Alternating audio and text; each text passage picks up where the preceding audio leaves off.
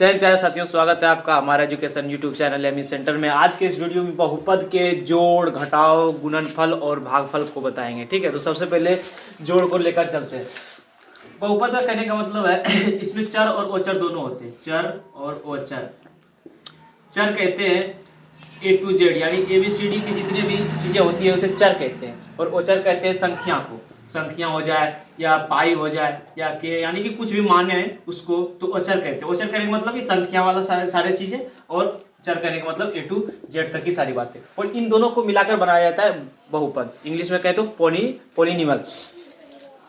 तो सबसे पहले बहुपद को लिखते हैं, जैसे कि ये है 5x 6y plus 7xy plus 8x plus 6y square plus 7x square. ये सब ये बहुपद हो गए। अब इसको जोड़ना है, तो कैसे जोड़ना है? तो सबसे पहले देखना है कि x वाला कहाँ है। यहाँ पे x वाला है और यहाँ पे, उसके बाद है यहाँ पे x वाला नहीं, xy वाला है, यहाँ पे x वाला है। ये दो हो गए। ठीक है, ये दो को एक जैसे होगी, यानी 5 और 8, 8 5 13, x 13x, यानी कि एक जैसे मिल रहे हैं जहाँ पे, उसको हम जोड़ेंगे। ठीक है, बाकी बात नहीं जोड़ेंगे। उसके बाद देखेंगे y वाला देखिए यहाँ है, एक यहाँ है और एक अब नहीं है, एक ही है y वाला। तो जिसका जोड़ा नहीं मिल रहा है उसको सिर्फ उतार देना है। उसके बाद 7xy वाला यहाँ है और xy वाला कहीं है नहीं है, xy वाला भी कहीं नहीं है, तो इसको भी उतार देना है। देखिए x वाला तो हो गया, इसका तो इसके साथ जोड़ा खास हो गया। उसके बाद y स्क्वायर वाला है कहीं पे नहीं है, तो y स्क्वायर वाला भी उतार देंगे और 7x स्क्वायर वाला भी उतार देंगे। यानी जिसका जोड़ा मिल रहा है उसको जोड़ेंगे, जिसका जोड़ा नहीं मिल रहा है उसको ऐसे छोड़ देंगे। ठीक है, तो आप उम्मीद है कि सीख गए होंगे कि जोड़ना कैसे है। उसके बाद अब घटाव वाला आपको सबसे पहले ये चीजें जानना होगा। घटाव के लिए प्लस और माइनस होते हैं, माइनस और प्लस माइनस होते हैं, प्लस और प्लस होते हैं, और माइनस प्लस होते हैं।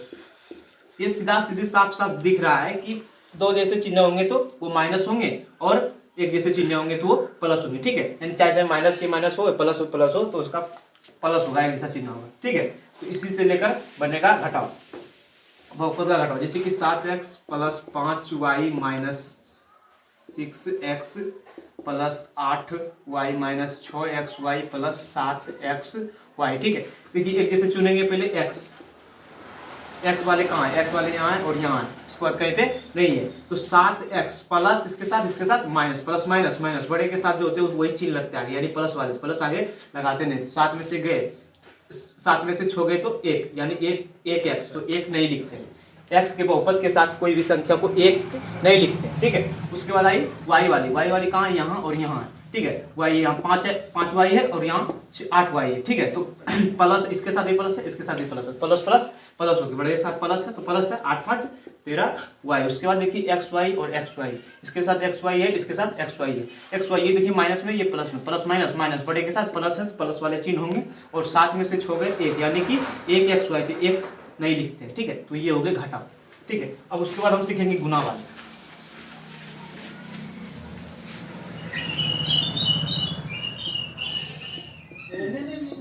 गुणा वाले सीखेंगे। गुणा में क्या होगा, जैसे कि 5x है और गुणा 6x है।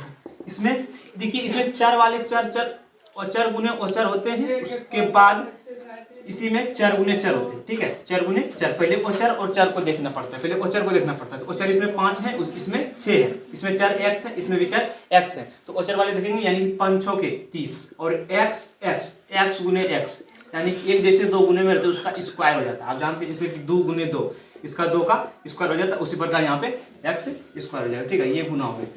अब इसको थोड़ा लंबा तरीके से खींचने के लिए एक एग्जाम्पल के तौर पर इस प्रकार होगा कि 5x square plus 5x plus 6y into 6x plus 7y, ये हो गए। इसको अगर गुना करना है तो सबसे पहले इसको जो है ना, ये दोनों में गुना होगा, फिर ये वाला भी ये दोनों में गुना होगा। तो ये इसको लेकर चलते एक बार, 5x into 6x plus 7y, फिर plus 6y into 6x plus 7y। ठीक है, इसको इसके साथ एक बार गुना करना है, फिर इसके साथ गुना करना है। ठीक है, तो 5x 6 पंचे 30 और x स्क्वायर। ठीक है, 7 5 35 और x गुना y, यानी 60 ज्यादा है। ठीक है, उसके बाद 6 के 36 और y x x y plus 7 के 42 और ये वाई वाई वाई स्क्वायर। देखिए एक जैसे मिल रहे एक्स वाई एक जैसे मिल रहे, ये दोनों को क्या करेंगे, जोड़ देंगे। एक जैसे जोड़ा लगाने पर जुड़ता है, इसका जोड़ा कोई नहीं मिल रहा है तो इसको उतारेंगे। 30x स्क्वायर प्लस 35xy और 30xy यानी कि 65xy प्लस 42y स्क्वायर। ठीक है, ये गुना हो गई। ठीक है, उसके बाद अब हम भागा को सीखेंगे।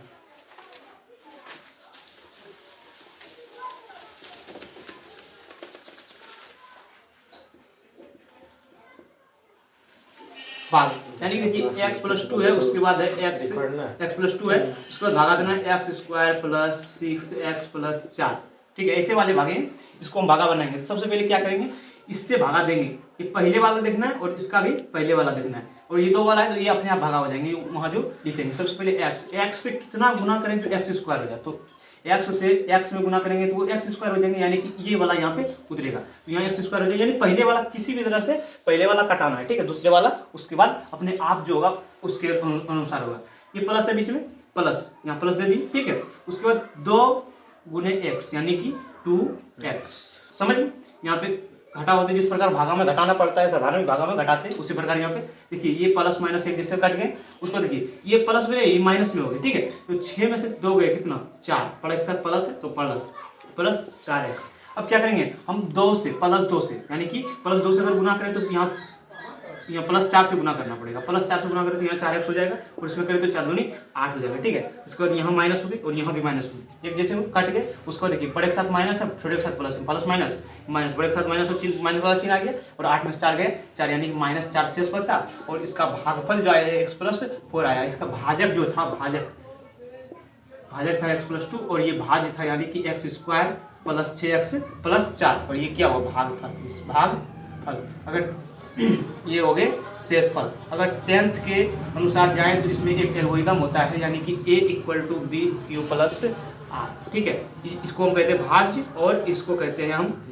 b को कहते हैं भाजक और इसको कहते हैं भागफल और इसको कहते हैं शेषफल।